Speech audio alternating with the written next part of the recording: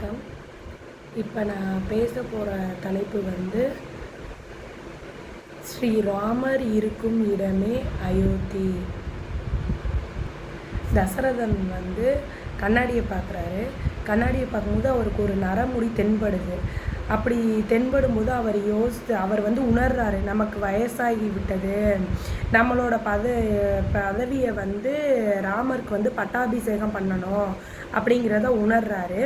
அப்போது அங்கே இருக்க அரசவையில் எல்லாத்தையும் வர சொல்லி, நான் இந்த மாதிரி நினைக்கிறேன், ராமருக்கு பட்டாபிஷேகம் பண்ணலான்னு நினைக்கிறேன் அப்படின்னு சொல்லி ராமர் சொல்கிறாங்க. அது எல்லாருமே மனப்பூர்வமாக ஏற்றுக்கிறாங்க, சந்தோஷப்படுறாங்க ராமருக்கு பட்டாபிஷேகம் பண்ணுறத. அப்போது வசிஷ்டர்கிட்ட ராமர் சொல்கிறாரு, ஒரு நல்ல நாளாக பாருங்கள், பட்டாபிஷேகத்தை வச்சுக்கலாம் அப்படின்னு சொல்கிறாங்க.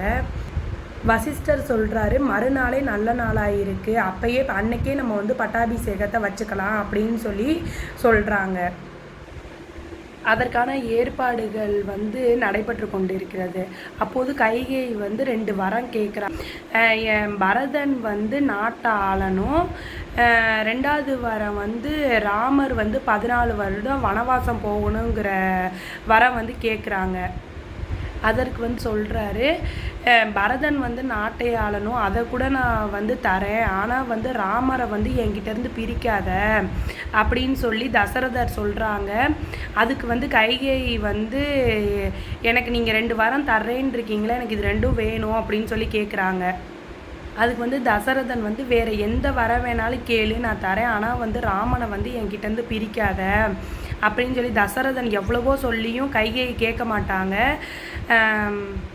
அப்படி நீங்கள் இந்த 2 வரத்தை தரலைன்னா நான் இறந்துடுவேன் அப்படின்லாம் சொல்லும்போது தசரதன் அந்த 2 வரத்தையும் தந்துடுறாங்க.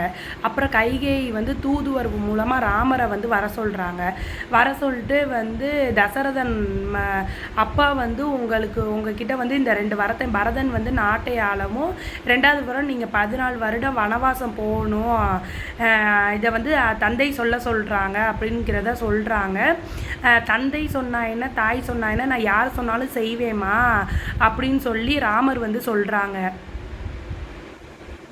சரிம்மா செய்கிறேன்னு சொல்லிட்டு போய் நான் அந்த மாதிரி வனவாசம் 14 வருடம் போகிறேன்னு சொல்லிட்டு கிளம்புறாங்க.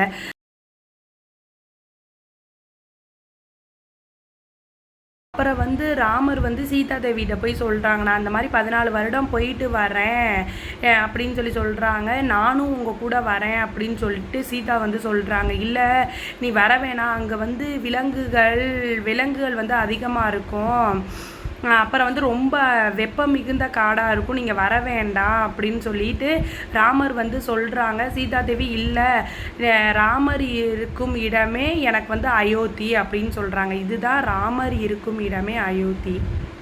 நன்றி.